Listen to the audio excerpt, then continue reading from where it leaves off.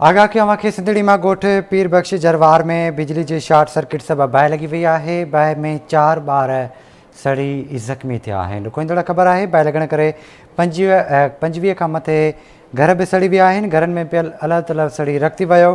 Fire brigade गाॾी pipe न हुजण सबबि वापसि रवानी थी वई, जॾहिं त ॻोठाणा पंहिंजी मदद पाण तहत बाहि विसाइण में मसरूफ़ आहिनि। मुतासिर खुलियल आसमान हेठि ॿियारो मददगार वेठल आहिनि। सिंधड़ी वेझो ॻोठ पीर बख़्श जरवार में बिजली जे शॉर्ट सर्किट सबबि बाहि लॻी वई आहे। बाहि में 4 ॿार सड़ी ज़ख़्मी थिया आहिनि, जॾहिं त 25 खां वधीक घर बि सड़ी विया। घरनि में पियल अलॻि तलॻि सड़ी रख थी वियो। फायर ब्रिगेड गाॾी पाइप न हुजण करे वापसि रवानी थी वई। तव्हांखे ॿुधायूं पिया ॻोठाणा पंहिंजी मदद पाण तहत बाहि विसाइण में मसरूफ़ आहिनि, जॾहिं त मुतासिर खुलियल आसमान हेठि ॿियारो मददगार वेठल आहिनि।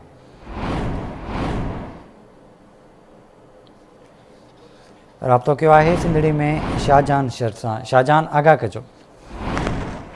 जी मां तव्हांखे ॿुधाईंदो वञा त जेको आहे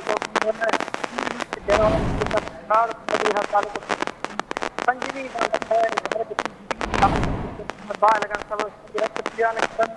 सबबु सामान नियाणी सभु खड़ी रख थी विया।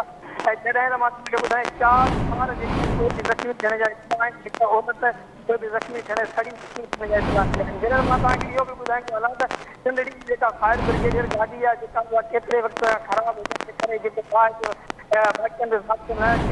हींअर बि जेका हुते गाॾी सरज़मीन ते जेको पाइप ख़राबु हुजे उहा वापसि रवानी कई, जंहिंखां पोइ मुसलसल 2 कलाकनि ताईं बाहि हलंदी रहंदी। पंहिंजी मतिलबु जेको बाहि राब्तो हुन खां पोइ जेको मीरपुर ख़ासि ऐं जेका फायर ब्रिगेड जी गाॾी बाहि ते जेको ॻोठाणनि बि पंहिंजी पाण मदद जेको आहे हींअर बि हलंदी।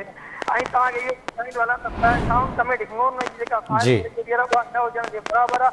उनजी मदद में जेको आहे तेल जा पैसा वरिता वञनि था, पर जेका फायर ब्रिगेड गाॾी आहे उहा बाहि जॾहिं जिते बाहि लॻी उते न पहुची सघनि।